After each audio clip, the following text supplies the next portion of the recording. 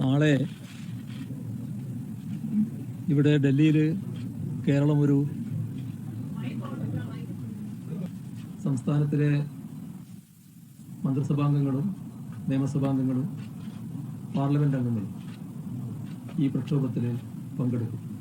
കേരളത്തിൻ്റെ അതിജീവനത്തിനും മുന്നോട്ട് പോക്കിനും അനിവാര്യമായ മാർഗമെന്ന നിലയിലാണ് ചരിത്രത്തിൽ അധികം കീഴ്വഴക്കങ്ങളില്ലാത്ത ഈ പ്രക്ഷോഭത്തിൻ്റെ മാർഗം തിരഞ്ഞെടുക്കേണ്ടി വന്നത്. കേരളത്തിൻ്റെ മാത്രമല്ല, പൊതുവിൽ സംസ്ഥാനങ്ങളുടെ ഭരണഘടനാദത്തമായ അവകാശങ്ങൾ സംരക്ഷിക്കാനുള്ള പ്രക്ഷോഭമാണിത്.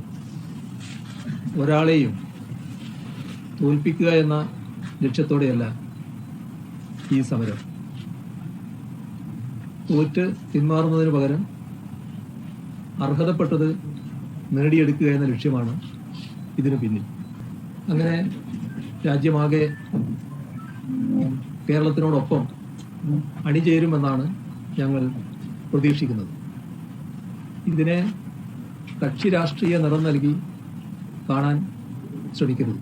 സഹകരണ ഫെഡറലിസം നമ്മുടെ പ്രഖ്യാപിത ആദർശമാണ്. ഈ ആശയത്തിൻ്റെ അന്തസത്ത കുടികളിലൂടെ ചോർന്നുപോയിരിക്കുകയാണ്. രാജ്യത്ത് 17 സംസ്ഥാനങ്ങളിലാണ് BJP നേരിട്ടോ BJPയുടെ പങ്കാളി. ഈ സംസ്ഥാനങ്ങളോട് ഉള്ളതല്ല NDA ഇതര ഭരണമുള്ള സംസ്ഥാനങ്ങളോട് കേന്ദ്ര ഗവൺമെൻറ് സ്വീകരിക്കുന്ന നിലപാട്. അത്തരം നടപടികൾക്കെതിരെയാണ് പ്രതീകാത്മകമായ പ്രതിരോധം ഉയർത്തുന്നത്.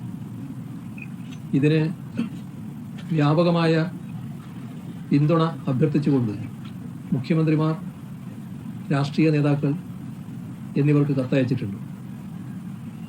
ജനങ്ങളുടെ പിന്തുണ അഭ്യർത്ഥിച്ചുകൊണ്ട് മുന്നോട്ട് വെക്കുന്ന പ്രധാന പ്രശ്നങ്ങൾ ചുരുക്കി പറയാനാണ് ഉദ്ദേശിക്കുന്നത്.